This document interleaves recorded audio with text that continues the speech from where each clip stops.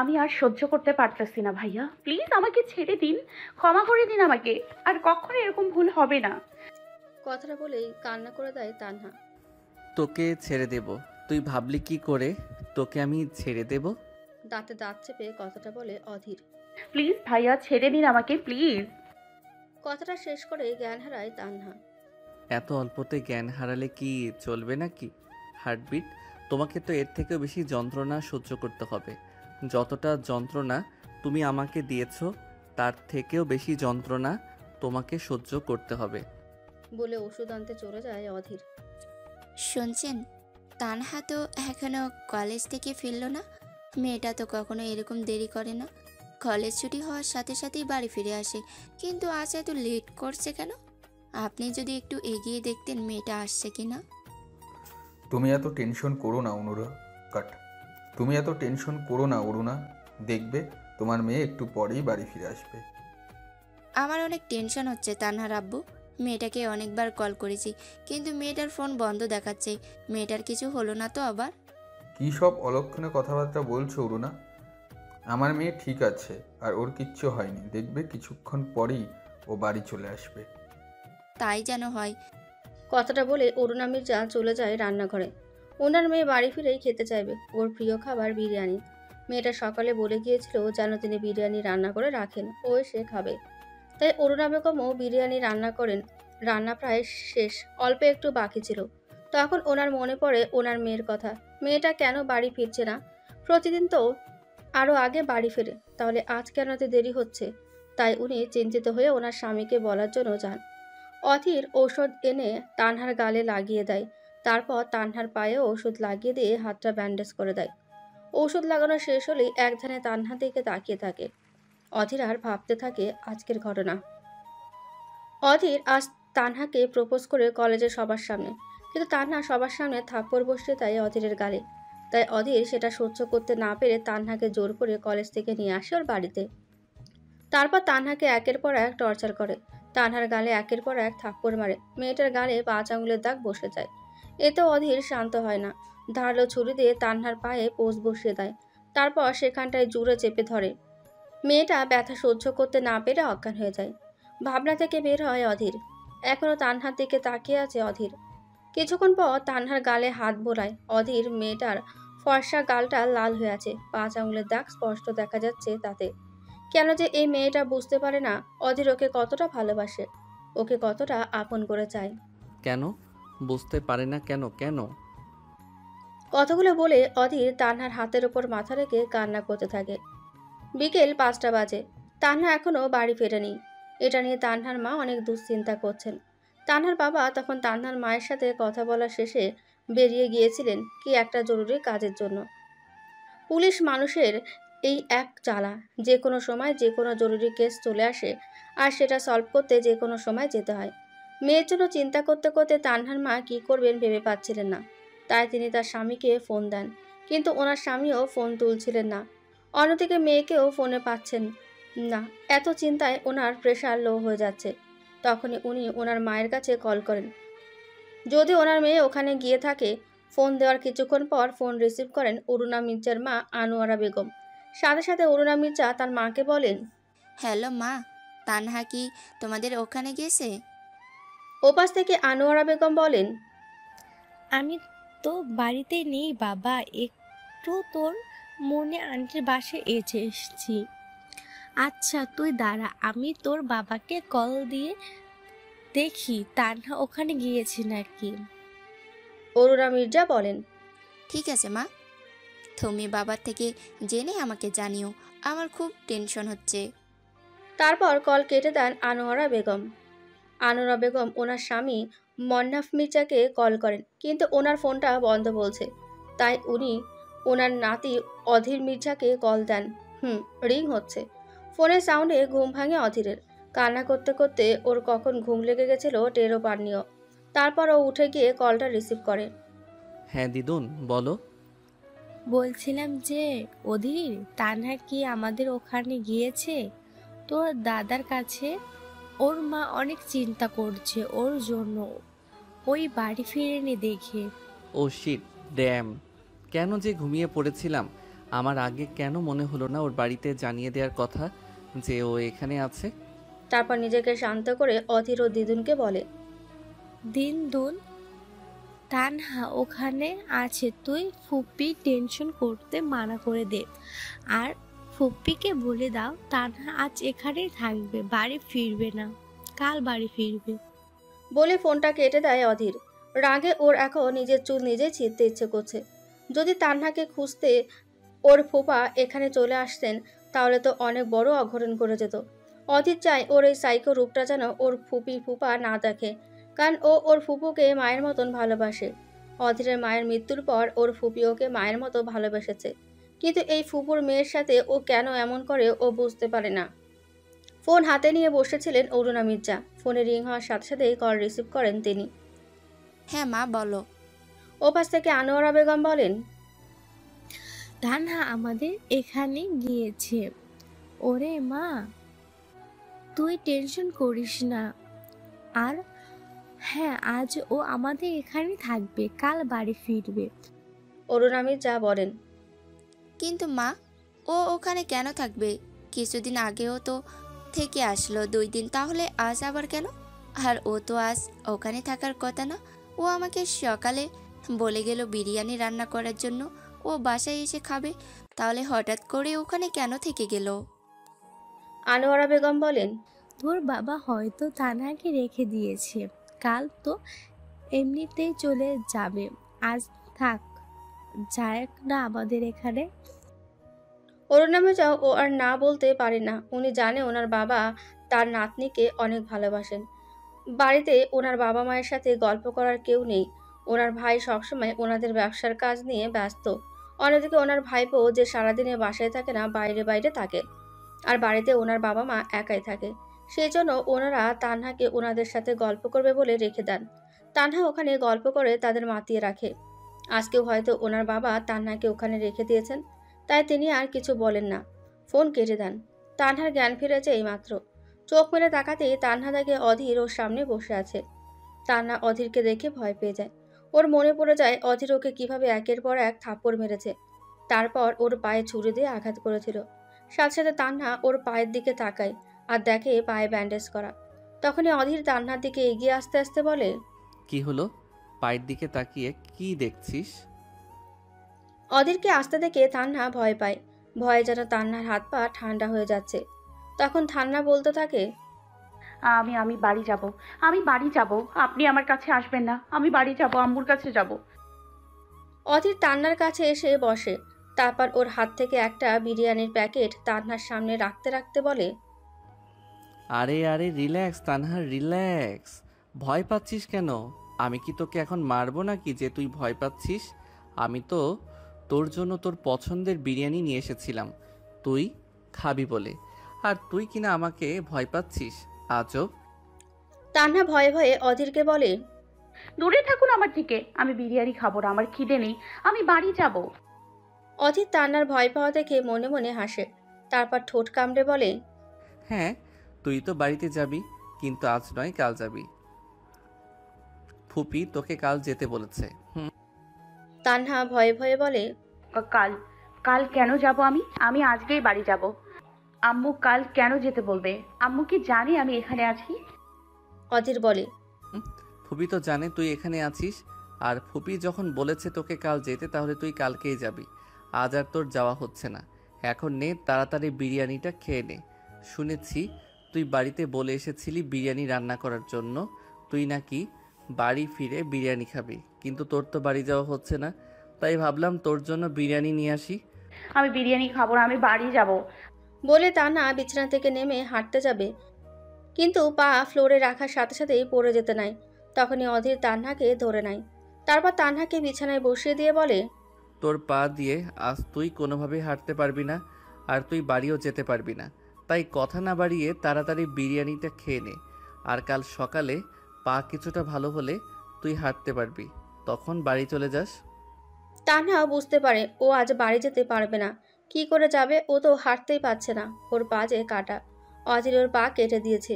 ও কি এমন করেছিল যে অধীর ওকে এত টর্চার করলো? সামান্য একটা থাপ্পড়ে তো মেরেছিল, তা ভুল করে।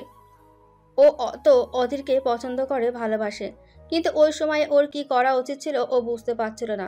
অতগুলো মানুষের সামনে অধীর তান্নাকে প্রপোজ করায় তান্না নার্ভাস হয়ে গিয়েছিল, তাই ভুলবশত থাপ্পড় মেরে দিয়েছে। আর সামান্য একটা থাপ্পড় মারার কারণে কি কেউ কাউকে এইভাবে অত্যাচার করে, এভাবে পা কেটে দিতে পারে? কি হলো, কি ভাবছিস এখন? ভাবাভাবি বাদ দিয়ে তাড়াতাড়ি বিরিয়ানিটা খেয়ে নে, না হলে ঠান্ডা হয়ে যাবে। তান্না গাল ফুলিয়ে বলে, আমি খাবো না আপনার বিরিয়ানি, আপনি খান। দেখ তানহা, আমাকে আবারও রাগাস না। ভালোই ভালোই খেয়ে নে, না হলে আমি যদি একবার রেগে যাই তাহলে তোর কি হবে সেটা আমি নিজেও জানি না। অধীরের কথায় তান্না ভয় পায়। অধীর যদি আবার রেগে যায় তাহলে যদি ওকে আবারও মারে, তাই তান্না আর কথা না বাড়িয়ে বিরিয়ানি খেতে শুরু করে। এই তো, গুড গার্ল, তুই তাহলে বিরিয়ানি শেষ কর, আমি একটু আসছি। বলে অধীর চলে যায়। দাদাই আসবো? হ্যাঁ আয়। অধীর এসে ওর দাদাইয়ের পাশে বসলো। কিছু বলবি দাদু ভাই? হ্যাঁ দাদাই, দাদাই আমি তানহাকে বিয়ে করতে চাই, তুমি ফুপির সাথে কথা বলো। নাতের কথা শুনে অবাক হয়ে মন্নাফ মির্জা বলেন, কি, তুই বিয়ে করতে চাস? আমি কি ঠিক শুনলাম? এতদিন কত করে বললাম বিয়ে কর বিয়ে কর, তখন তো করলি না, আর আজকে হঠাৎ বিয়ে করার কথা বলছিস যে, ব্যাপার কি বলতো? কোনো ব্যাপার নেই, আর তুমি ঠিকই শুনেছো দাদাই, আমি বিয়ে করতে চাই। এতদিন ভেবেছিলাম আর একটু লেট করে বিয়ে করব, কিন্তু এখন আর দেরি করতে ইচ্ছে করছে না। আর হ্যাঁ, তুমি ফুপির সাথে কথা বলে তাড়াতাড়ি বিয়ের ডেট ঠিক করে আমাকে জানিও। আমি এখন আসি। পেছন থেকে মন্নাফ মির্জা অধীরকে ডেকে বলেন। শুন দাদু ভাই, একটা কথা বলি। অধীর দাঁড়ায়। দাদাই বলো, কি বলবে? আচ্ছা অধীর, তুই মেয়েটার সাথে এমন আচরণ করছিস কেন, একটু বলবি? আমি জানি না দাদাই আমি কেন এমন করি, কিন্তু আমি তানহাকে অনেক ভালোবাসি। কথাটা বলে সেখানে না থেকে সেখান থেকে চলে যায়। রাতে বাড়ি ফেরেন তান্নার বাবা মনোয়ার সিকদার। বাড়ি ফিরে মেয়েকে খুঁজতে থাকেন তিনি। তান্নার মা ওনাকে টেবিলে খাবার বাড়তে বাড়তে বলেন, তানহা ওর নানুর বাসায় গেছে, তাই বাড়ি ফেরেনি। আপনি তাড়াতাড়ি ফ্রেশ হয়ে আসুন, খাবার খাবেন। তানহা হঠাৎ ওর নানুর বাসায় কেন গেল? এই কিছুদিন আগে না থেকে আসলো? আসলে বাবা আজ বাড়িতে একা আছেন তো, তাই ও ওখানে থেকে গেছে। ও আচ্ছা। বলেই মনোয়ার সিকদার ফ্রেশ হতে চলে যান। সকালে কিছুক্ষণ হলো তান্না বাড়িতে এসেছে, আর এসেছে থেকে ওর আম্মু একের পর এক প্রশ্ন করে যাচ্ছে। ও কাল কেন না বলে ওর নানুর বাড়ি চলে গেল? ও ফোন কেন ধরেনি? ওর ফোন বন্ধ ছিল কেন? আরে আম্মু, আমি এই মাত্র আসলাম, আমাকে একটু রেস্ট তো নিতে দাও, তারপর না হয় বলছি সব কিছুই। আসছি থেকেই প্রশ্ন করেই যাচ্ছ, তো প্রশ্ন করেই যাচ্ছ। আমার জন্য একটু পানি নিয়ে আসো, খুব পানি পিপাসা পেয়েছে। তুই বস, আমি পানি আনছি। এই নে, পানিটা খেয়ে নে। টানা এক শ্বাসে গ্লাসের সবটুকু পানি শেষ করে। এবার বল সব কিছু। আসলে আম্মু, কলেজে থেকে ফেরার সময় আমার হঠাৎ নানা ভাইকে দেখতে খুব ইচ্ছে করছিল, তাই ওখানে চলে গিয়েছিলাম। আর আমার ফোন বন্ধ হয়ে গেছিল, তাই কল আসেনি। হঠাৎ তান্নার আম্মু ওর পায়ের দিকে খেয়াল করেন, দেখেন তান্নার পায়ে ব্যান্ডেজ করা। তিনি তান্নার পায়ের দিকে তাকিয়ে ব্যস্ত হয়ে পড়েন আর বলেন, তোর পায়ে কি হয়েছে মা? ব্যান্ডেজ কেন? আম্মু আম্মু আম্মু শান্ত হও তুমি। আমার পায়ে বেশি কিছু হয়নি, দরজায় লেগে একটু কেটে গেছে আর কি। অধীর ভাইয়া ব্যান্ডেজ করে দিয়েছে। তান্না সত্যিটা আর বলে না। ওর আম্মুকে ও চায় না ওর আম্মু আর অধীরের মাঝে ওকে নিয়ে কোনো ঝামেলা হোক। একটু খেয়াল করে চলবি না তুই? সারাদিন ছুটাছুটি না করলে কি তোর হয় না? আম্মু, অসাবধানতা বশত হয়ে গেছে তো। এখন কি তুমি আমাকে শুধু বকা দিয়ে যাবে, নাকি আমি কিন্তু এখন কান্না করে দিব বলে দিলাম।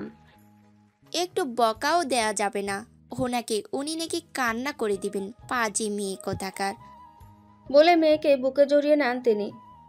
আচ্ছা, তুই রুমে যেয়ে ফ্রেশ হয়ে আয়, আমি ততক্ষণে তোর পছন্দের পাকোড়া বানাচ্ছি, এসে খাবি। ঠিক আছে আম্মু।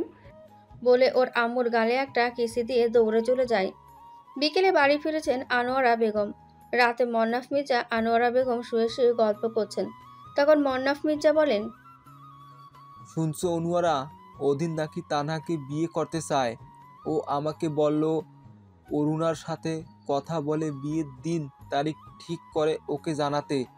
তুমি কি বলো, আমি কি অনুয়ারার সাথে কথা বলবো? তানহাকে বিয়ে করবি? এটা তো ভালো কথা। তানহাকে তো আমারও পছন্দ, আর অধীরে বউ করতে আনতে। কিন্তু ওরও কি রাজি হবে এই বিয়েতে? মনোয়ারা কি রাজি হবে ওর মেয়েকে এত তাড়াতাড়ি বিয়ে দিতে? ওর মেয়ে তো ওর কলিজার জান। ও মেয়েকে আরো পড়ালেখা করাতে চায়, তারপর মেয়ে আরেকটু বয়স হলে তারপর ওর মেয়েকে বিয়ে দিতে চায়। ওরা রাজি হবে কি না সেটা বলতে পারছি না, কিন্তু আমরা কাল যদি ওদের বাড়িতে যেয়ে একবার মনোয়ারের সাথে কথা বলে দেখতাম ও কি বলে। আমরা যদি ওকে বুঝিয়ে বলি তাহলে ও না করতে পারবে না আমাদের। তাহলে কাল না হয় আমরা ওদের ওখানে যেয়ে কথা বলে আসবো। ঠিক আছে, তুমি সকালে ওকে ফোন করে জানিয়ে দিও আমরা যে কালকে ওদের ওখানে যাব। আর মনোয়ারকে যেন বলে কাল তাড়াতাড়ি বাড়ি ফিরতে, আমরা বিকেলে যাব ওখানে। আচ্ছা। পাখির কিচিরমিচির শব্দে ঘুম ভাঙে তান্নার। তান্না ফোনে টাইম দেখে নেয় 5টা বাজে, তাই ফ্রেশ হয়ে নামাজ পড়ে নেয়। তারপর নিচে যায়, গিয়ে দেখে ওর আব্বু সোফায় বসে পত্রিকা পড়ছেন আর ওর আম্মু কিচেনে নাস্তা বানাচ্ছেন। ও ওর আম্মুর কাছে যায় আম্মুকে হেল্প করতে, কিন্তু অরুণা মির্জা মেয়েকে কিছুই করতে দেন না। বলেন, এখন তোকে কিছু করতে হবে না। স্বামীর বাড়ি যখন যাবি তখন তো এমনিতেই সব কিছু করতে হবে। এখন বরং দেখে দেখে শিখে নে। মা তুমিও না কি যে বলো, আমি কিন্তু বিয়ে করছি না। আমি তোমাদের সাথেই সারা জীবন থাকবো। এইসব বললে কি আর হয় রে মা? মেয়েদের যে একদিন না একদিন স্বামীর বাড়ি যেতেই হয়, এটাই যে দুনিয়ার নিয়ম রে মা। মা আমি এসব দুনিয়ার নিয়ম মানি না। আমি তোমাদের সাথেই থাকবো, বুঝেছো? পত্রিকা উল্টাতে উল্টাতে তানহার আব্বু বলেন, আমার তানহামা একদম ঠিক বলেছে। অরুণা ও আমাদের সাথেই থাকবে। আমার মেয়ে কোথাও যাবে না। আমি আমার মেয়েকে কোথাও যেতে দেব না। হ্যাঁ, আপনি রেখে দিন ওকে আপনার কাছে, কোথাও যেতে দিতে হবে না। যেমন বাবা তার তেমন মেয়ে। রেখে দেবো তো আমার কাছে। এই না হলে আমার আব্বু। আই লাভ ইউ আব্বু। বাবা মেয়ে দুজন দুজনকে জড়িয়ে ধরে আর বাবা মেয়ের মাথায় হাত বুলিয়ে দেন। অরুণা মির্জা নাস্তা বানিয়ে নিয়ে আসেন স্বামী আর মেয়ের জন্য। তারপর তিনজন একসাথে নাস্তা শেষ করে।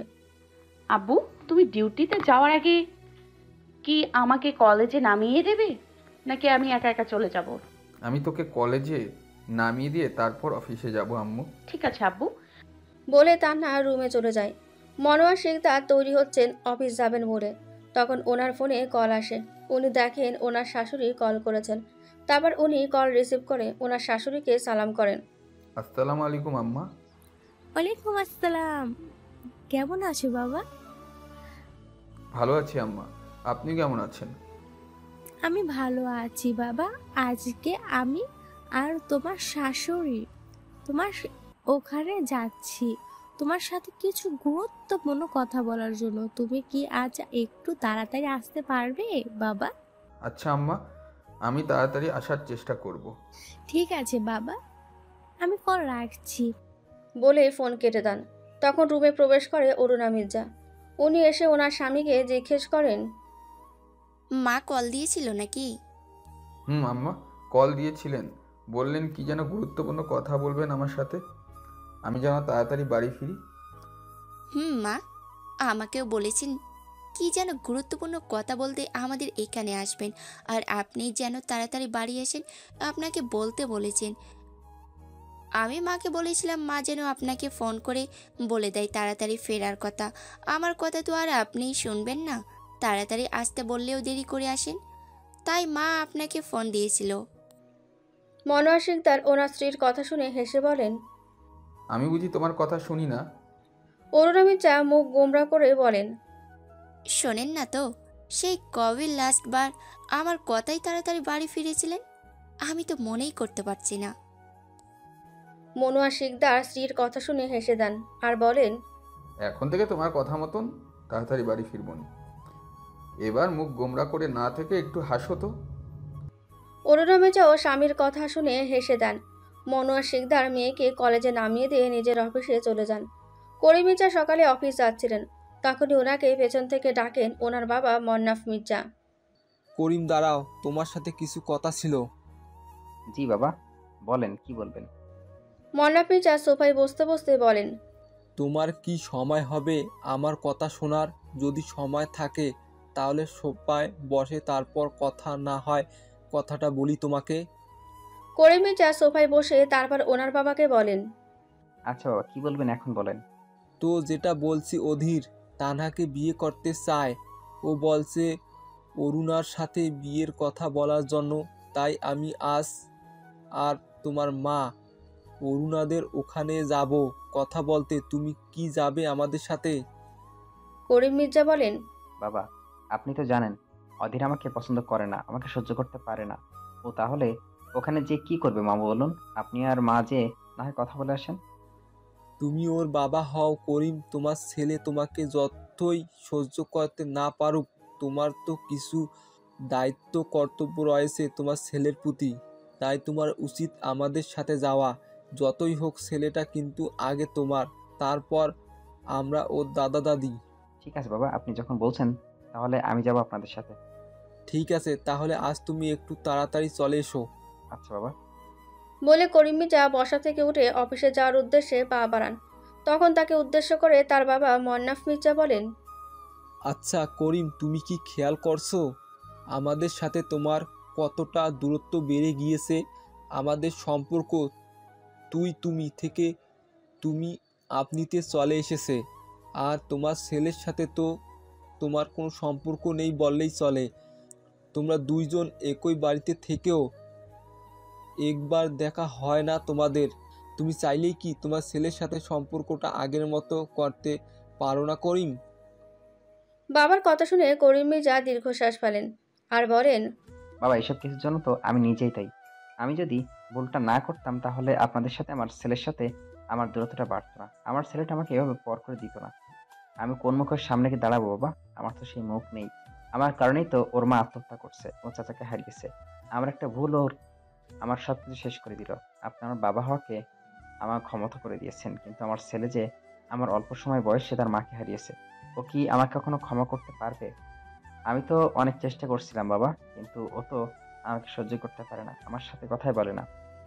মন্নাফ মির্জা বলেন, তুমি তো আরও একবার চেষ্টা করে দেখতে পারো করিম, তাহলে হয়তো তোমার ছেলে তোমাকে ক্ষমা করতে পারে। করিম মির্জা বলেন। ঠিক আছে বাবা, আবারও চেষ্টা করে দেখবো। তারপর তিনি অফিসে চলে যান। বিকেলে আনোয়ারা বেগম ও মন্নাফ মির্জা আসেন তানহাদের বাসায়। সাথে করিম মির্জাও এসেছেন। তান্না ও নানা নানুকে পেয়ে তো অনেক খুশি। ওনারা এসেছেন থেকে ওনাদের সাথে গল্প জুড়ে দিয়েছে মেয়েটা। এভাবেই সন্ধ্যা হয়ে যায়। সন্ধ্যার পর বাড়ি আসেন মনোয়ার শিকদার। এসে তিনি ওনার শ্বশুর শাশুড়ির সাথে কুশল বিনিময় করে ফ্রেশ হতে চলে যান। তারপর ফ্রেশ হয়ে নিচে এসে সবার সাথে যোগ দেন। সবাই চা খেতে খেতে গল্প করেছেন। তখন মনোয়ার শিকদার ওনার শাশুড়ির উদ্দেশ্যে বলেন, মা, আপনি কি গুরুত্বপূর্ণ কথা বলবেন বলছিলেন?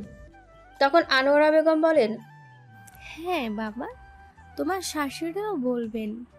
তখন মন্নাফ মির্জা বলতে শুরু করেন, আসলে বাবা বলছিলাম যে তানহা তো আমাদের একমাত্র নাতনি, আর তানহাকে আমরা অনেক পছন্দ করি। ও আমাদের সাথে থাকলে আমাদের ঘরকে পুরো মাতিয়ে রাখে, আমাদের একা একা লাগে না। আর আমাদের ঘরে তো কোনো মেয়েও নেই, তাই আমরা চাইছিলাম তানহাকে অধীরের সাথে বিয়ে দিয়ে আমাদের নাতনিকে আমাদের সাথে রেখে দিতে। আর আমাদের অধীর ও তানহাকে পছন্দ করে। আমাদের অধীর ছোটবেলা থেকে অনেক দুঃখ পেয়েছে। ছেলেটা এখন অন্য কোনো মেয়েকে যদি ওর জন্য বিয়ে করিয়ে আনি, আর মেয়েটা যদি আমাদের অধীরকে কষ্ট দেয়, আমরা সেটা সহ্য করতে পারবো না। আমরা চাই না আমার মা মরা নাতিটা আর কষ্ট পাক। তানহা আমাদের নিজের নাতনি, ওকে আমরা ছোটবেলা থেকেই চিনি। ও কখনো আমাদের অধীরকে কষ্ট দেবে না, আমরা জানি। তাই আমরা চাই তানহাকে আমাদের অধীরের বউ করতে। এখন তুমি যদি হ্যাঁ বলো মনোয়ার, তাহলে আমরা সামনে এগোতে পারি। তুমি কি বলো? বিয়ের কথা শুনে তানহা লজ্জা পেয়ে উঠে চলে যায়।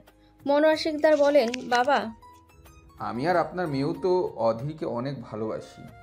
আমরাও আর চাই না অধীর আরও কারো থেকে কষ্ট পাক। কিন্তু তানহাকে তো আমরা এখন বিয়ে দিতে চাই না। আমরা ওকে আরও পড়াতে চাই। ও আমাদের একমাত্র মেয়ে।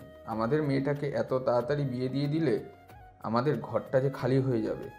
মনাফ মির্জা বলেন, তানহা তো বিয়ের পরও পড়তে পারবে মনোয়ার, আর আমাদের ওখান থেকে তো ওর কলেজ পাশেই আছে, ওখান থেকে ও কলেজ যেতে পারবে। আর তানহা তো বিয়ের বয়সও হয়ে গেছে। আজ বিয়ে দাও আর কাল বিয়ে দাও, একদিন তো বিয়ে দিতেই হবে, তাই না? আর ওকে তো দূরে কোথাও বিয়ে দিচ্ছ না, কাছেই দিচ্ছ। ওর বিয়ের পর তোমাদের প্রতিদিন এসে না হয় দেখে যাবে, আর আমাদের অধীর আমাদের তানহাকে সুখে রাখবে। কিন্তু বাবা, মনোয়ার শিকদারকে থামিয়ে দিয়ে করিম মির্জা বলেন, আর কোনো কিন্তু বলো না মনোয়ার, বাবা তো ঠিকই বলেছেন। তোমার মেয়ের দূরে কোথাও বিয়ে দিচ্ছ না, কাছে দিচ্ছ, ওর নানুর বাড়িতে। তোমার মেয়ে তো প্রতিদিন এসে দেখে যেতে পারবে, আর তুমি তো প্রতিদিন যেতে পারবে। আর আমার অধীর তো তানহাকে সুখেই রাখবে। আর ধরো অন্য কোথাও তোমার মেয়েকে বিয়ে দিলে, আর দেখলে সেখানে যেখানে তোমার মেয়েটা সুখে নেই, কষ্টে আছে, তাহলে কি তুমি সেটা সহ্য করতে পারবে? আর অধীরের কাছে বিয়ে দিলে তো ও কখনো তোমার মেয়েকে কষ্ট দেবে না। ওকে তো তুমি অরুণা ছোটবেলা থেকে চিনো, ও কেমন। তখন অরুণা মির্জা ওনার স্বামীকে বলেন, বাবা মা ভাইজান তো ঠিক বলেছেন তানহার আব্বু, আমাদের মেয়ে তো আমাদের কাছাকাছি থাকবে, আমরা প্রতিদিন যেয়ে ওকে দেখে আসতে পারবো। আর আমার ভাইপো তো কখনো তানহাকে কষ্ট দিবে না, সেটা তো আমরা ভালো করেই জানি। আমরা তো ওকে চিনিও কেমন। আর আমিও চাই না অন্য কোনো মেয়ের দ্বারা আমার ভাইপো কষ্ট পাক। আমি চাই অধীরের সাথে তানহার বিয়ে দিতে। মনোয়ার শিকদার বলেন, ঠিক আছে অরুণা, তুমিও যেহেতু বলছো তাহলে না হয় অধীর আর তানহার বিয়েটা হোক। কিন্তু তানহা তো একটা মতামত আছে। ও কি বিয়েতে রাজি হবে? ও যদি বিয়েতে হ্যাঁ বলে তাহলে আমার কোনো আপত্তি নেই। মন্নাফ মির্জা বলেন, তাহলে অরুণা, তুই বরং যে তানহাকে জিজ্ঞেস করে আয় ও এ বিয়েতে রাজি কি না। তারপর না হয় আমরা বাকি সিদ্ধান্ত নেব, কি বলো তোমরা? অরুণা মির্জা বলেন, ঠিক আছে বাবা, আমি তানহাকে জিজ্ঞেস করে আসি ওর কি মতামত। তিনি উঠে চলে যান তানহার রুমে। তানহার রুমে এসে অরুণা মির্জা তানহাকে বলেন, তানহা, তোমার আব্বু আর তোমার নানা নানু অধীরের সাথে তোমার বিয়ে ঠিক করেছেন, তুমি কি রাজি আছো? তানহা একটু লজ্জা পেয়ে যায়, কিন্তু ও এত তাড়াতাড়ি বিয়ে করতে চায় না। ও ওর আব্বুকে ছেড়ে থাকবে কি করে? তাই তানহা ওর আম্মুকে বলে, আম্মু, আমি এত তাড়াতাড়ি বিয়ে করতে চাই না। আমি তোমাদের ছেড়ে থাকতে পারবো না আম্মু। অরুণা মির্জা মেয়ের কথা শুনে মেয়েকে বলেন, না রে, তোকে তো একদিন না একদিন বিয়ে করে শ্বশুরবাড়ি যেতে হবে, তাই না? আর তোর তো দূরে কোথাও বিয়ে হচ্ছে না, তুই তো নানু নানা ভাইয়ের সাথেই থাকবি, আর আমরাও তোকে প্রতিদিন যেয়ে দেখে আসবো। তোরও যখন ইচ্ছে হবে আমাদের এসে দেখে যেতে পারবি। তুই আর না করিস না মা, বিয়েতে রাজি হয়ে যা। তানহা আর কিছু বলে না, বিয়েতে রাজি হয়ে যায়। তারপর নিচের দিকে তাকিয়ে ওর আম্মুকে বলে, আম্মু, তুমি আর আব্বু যেটা ভালো মনে করো সেটাই করো। তোমাদের সিদ্ধান্তই আমার সিদ্ধান্ত। ঠিক আছে মা, তাহলে আমি তোর আব্বু নানা ভাই সবাইকে যেয়ে বলি তুই বিয়েতে রাজি। তারপর অরুণা মির্জা নিচে চলে যায়। নিচে এসে সবাইকে জানিয়ে দেয় তানহা এই বিয়েতে রাজি। তানহা বিয়েতে রাজি শুনে মন্নাফ মির্জা, আনোয়ারা বেগম এবং করিম মির্জা অনেক খুশি হন। তারপর সবাই মিলে বিয়ের ডেট ঠিক করেন আগামী শুক্রবার। রাতে খাওয়া দাওয়া শেষে মন্নাফ মির্জারা নিজেদের বাড়ি চলে আসেন। অধীরকে জানানো হয় সামনের শুক্রবারেই ও আর তানহার বিয়ের ডেট ঠিক করা হয়েছে। অধীর খুশি হয়ে যায় এই কথা শুনে, আর রহস্যময় হাসে। ভাই, ওই জামশেদ শালারে দুনিয়া থেকে সরিয়ে দিয়েছি। একটি লোক বলল, লাশটা এমনভাবে গুম করে ফেলো কেউ যেন লাশের কোনো অস্তিত্ব খুঁজে না পায়। লোকটার বস বলল। ঠিক আছে ভাই। বলেই লোকটা চলে যায়।